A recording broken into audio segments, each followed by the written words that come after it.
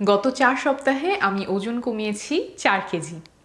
আপনারা বিভিন্ন সময়ে কিছু খণ্ডচিত্র দেখেছেন আমি কি খাচ্ছি কি করছি ওজন কমাতে। আজকে আমার জার্নিটা আপনাদের সাথে শেয়ার করব।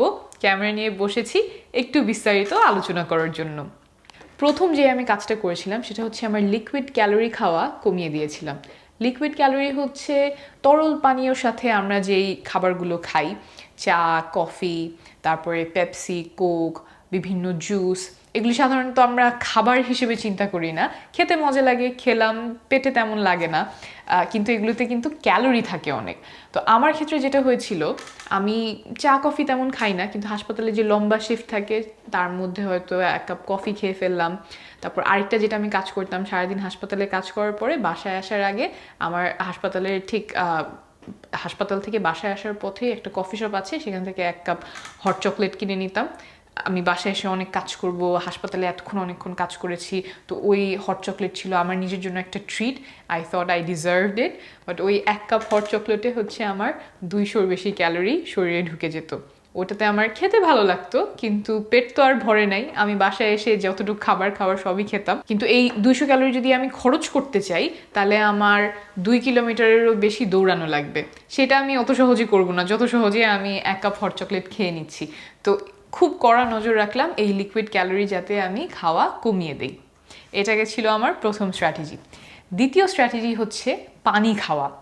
আমি প্রতিবার খাবার খাওয়ার আগে আধা লিটার পানি খেয়ে নিতাম, অর্থাৎ আমার কাছে একটা 500 ml বোতল থাকতো।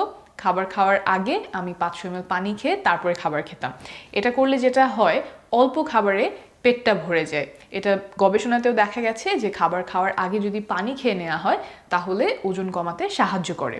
এক্ষেত্রে আপনারা অনেকে হয়তো শুনে থাকতে পারেন যে খাবারের সাথে যদি পানি খাই তাহলে পাকস্থলী থেকে যে হজমের রস বের হবে সেগুলো পাতলা হয়ে যেতে পারে, এই জন্য খাবারের সাথে পানি খাওয়া যায় না। এই কথার কিন্তু আসলে কোনো ভিত্তি নাই। একটু বললেই আপনি বুঝতে পারবেন। আমরা ফল খাই, শাকসবজি খাই, এগুলোতে কিন্তু পানি থাকে। তারপর আমরা যে তরকারি খাই ভাতের সাথে, সেগুলোতেও কিন্তু ঝোলের মধ্যে অনেক পরিমাণে পানি থাকে।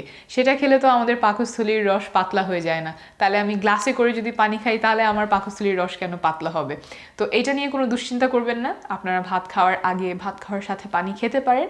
আর ওজন কমানোর সময় এই স্ট্র্যাটেজিটা চেষ্টা করে দেখতে পারেন যে ভাত খাওয়ার আগে বা যে কোনো বেলায় খাবার খাওয়ার আগে একটু পেটটা ভরে পানি খেয়ে নিলে, আধা লিটার মতো পানি খেয়ে নিলে হয়তো আপনার কম খাবারে পেটটা সহজে ভরতে পারে এবং ওজন কমতে সাহায্য করতে পারে।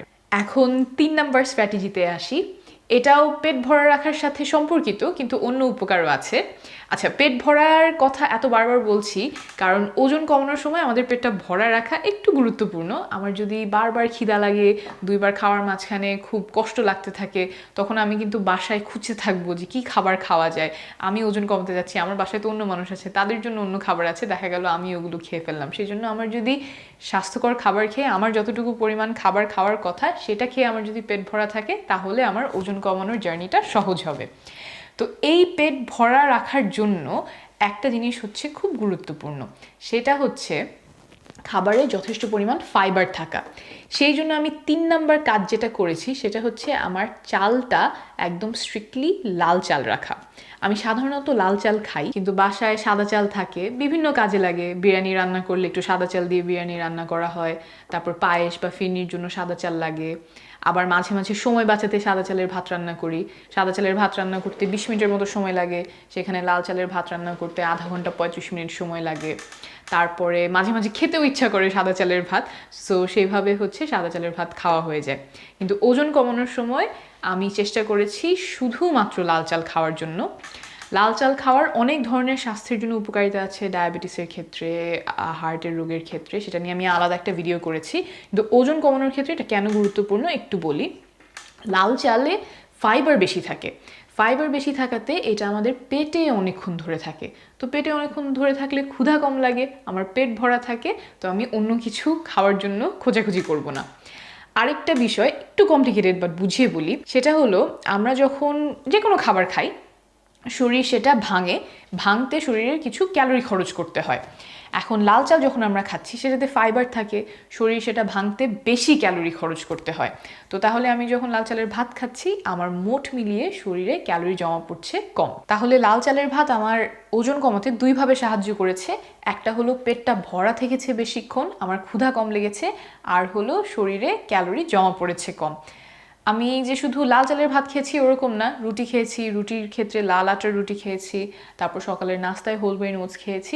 ব্যাপারটা হলো আমরা যে রিফাইন্ড গ্রেইন খাই তার বদলে হোল গ্রেইন ওটস খেলে সেটা ওজন কমাতে সাহায্য করে। আর এখানে একটু ছোটো করে বলে নিই, লাল চাল বলতে আসলে চালটা লাল হতে হবে ওরকম না, এটাকে ব্রাউন রাইস বলে। ব্রাউন মানে খয়েরি, কিন্তু আমরা সাধারণত লাল চাল বলি। আমি এটার একটা ছবি দিয়ে দেওয়ার চেষ্টা করবো যাতে আপনাদের বুঝতে সুবিধা হয়। এটার সাথেই সম্পর্কিত ছিল আমার 4 নম্বর স্ট্র্যাটেজি, সেটা হচ্ছে আমি প্রসেসড ফুড খাওয়া একদম বাদ দিয়ে দিয়েছিলাম। যেটা শুরুতে বললাম, আমি সময় বাঁচানোর জন্য বাসায় রান্না না করে বাইরে থেকে রেস্টুরেন্ট থেকে খাবার এনে তারপরে খেতাম। এটা কিন্তু স্বাস্থ্যের জন্য কেন ভালো না আর ওজন কমানোর জন্য কেন আরও ভালো না সেটা একটু বলি। আমরা যখন বাসায় রান্না করি তখন চেষ্টা করি ভালো জিনিসপত্র দিয়ে, ভালো উপাদান দিয়ে খাবারটা রান্না করার, কিন্তু যখন রেস্টুরেন্ট থেকে কেউ খাবার বানায় তাদের কাজ হচ্ছে খাবারটা কীভাবে মজা হয়, how they can make you eat more of that. So ওরা হয়তো চিনি বেশি দিচ্ছে, লবণ দিচ্ছে, তেল দিচ্ছে, ফ্যাট দিচ্ছে, এরকম অনেক কিছু দিয়ে খাবারটা মজা করাই হচ্ছে তাদের একমাত্র উদ্দেশ্য। তো এই প্রসেসড ফুডগুলো আমাদের খুব হজম হয়ে যায় তাড়াতাড়ি, দেখা যায় ক্যালোরি অনেক বেশি থাকে, পুষ্টি কম থাকে। তো স্বাস্থ্যের জন্য যেমন সেই খাবারগুলো ভালো না, আবার ওজন কমানোর ক্ষেত্রেও সেটা একদমই ভালো খাবার না।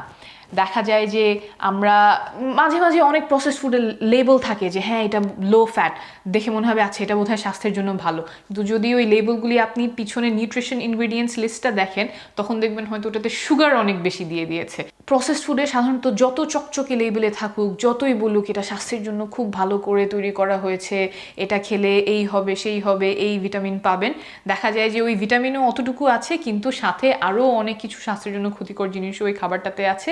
তাই খুব সাবধানে প্রসেস ফুড খেতে হলে খুব ভালো করে ইনভেস্টিগেট করে খেতে হবে, আর পারতপক্ষে না খাওয়াই ভালো, ওজন কমানোর সময় তো একদমই না। এতক্ষণ বললাম কি খাইনি, কি বাদ দিয়েছি, এখন বলবো কোন জিনিসটা একদমই বাদ দেইনি, বরং অনেক পরিমাণে বাড়িয়ে দিয়েছি।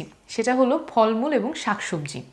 ফলমূল শাকসবজির কথা বললে অনেকে বলেন যে এগুলোর তো অনেক দাম বেশি, এগুলো কেনা যায় না, এগুলো বেশি করে খাওয়া যায় না।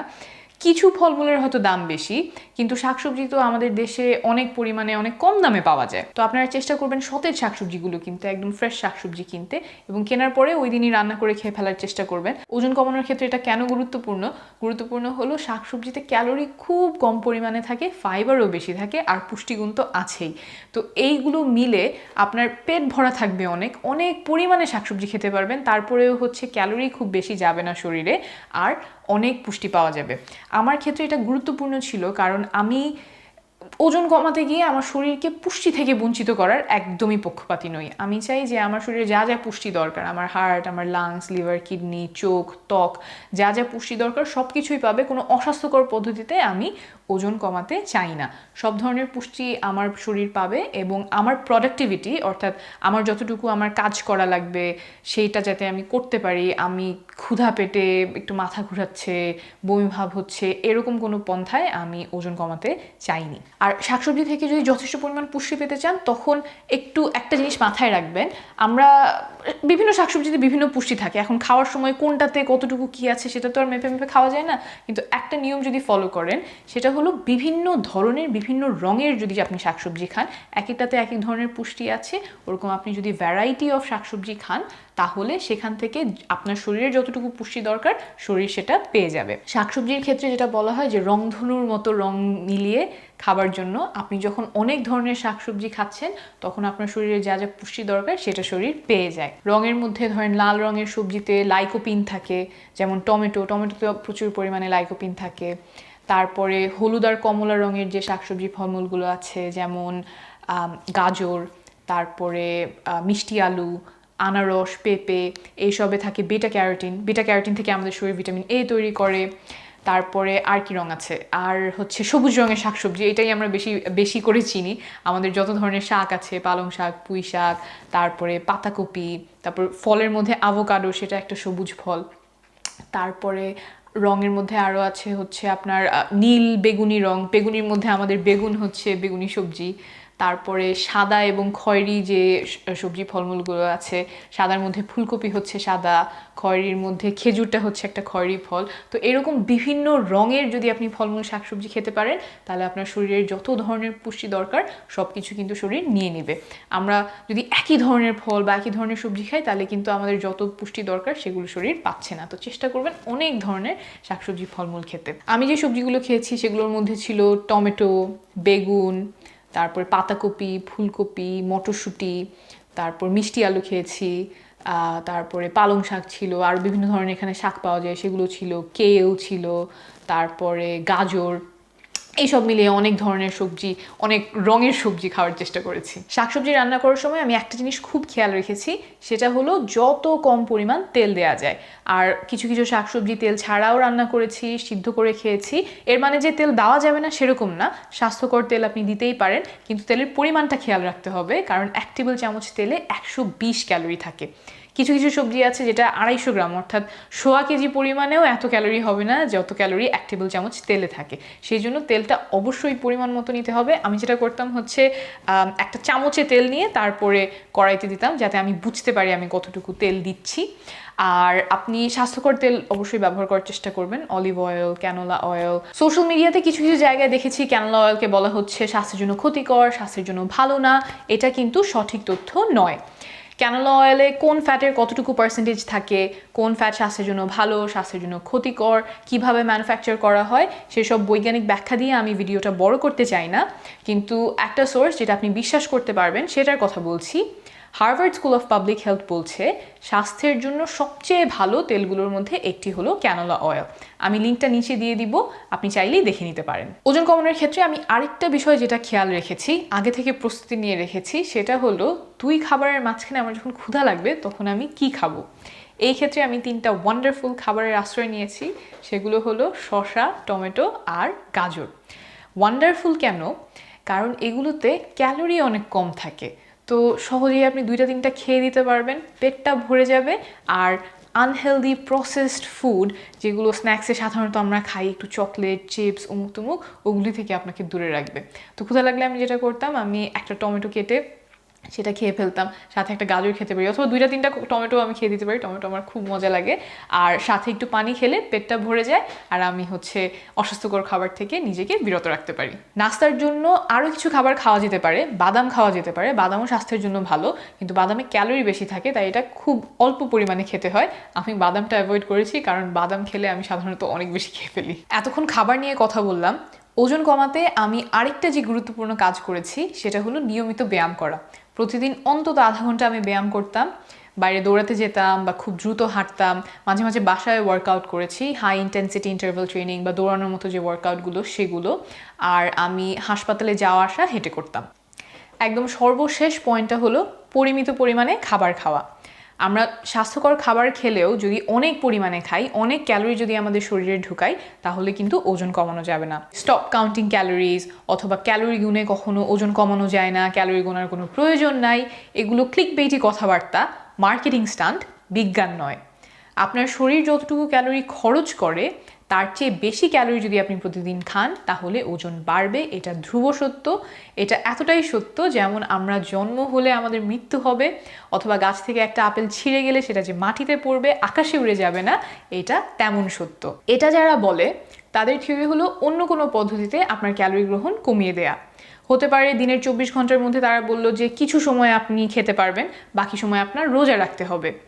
অথবা বললো যে কিছু খাবার আপনি খেতে পারবেন, সব ধরনের খাবার খেতে পারবেন না, কিছু খাবার খাওয়া নিষেধ। অথবা এমন খাবার খেতে বলে যেগুলো খেলে খুব তাড়াতাড়ি পেট ভরে যাবে, আপনি আর বেশি খাবার খেতে পারবেন না। মোট কথা, পরিমিত পরিমাণে খাবার খেতে হবে, ক্যালোরির একটা আন্দাজ মাথায় রাখতে হবে। এই ছোট্ট ভিডিওতে ওজন কমানোর সব ডিটেলস তো আমি বলতে পারিনি। আপনারা যদি চান আমি সপ্তাহ বাই সপ্তাহ কোনো প্ল্যান দেই তাহলে আমাকে জানান, আমি চেষ্টা করব। নিরাপদে থাকবেন, আবার দেখা হবে।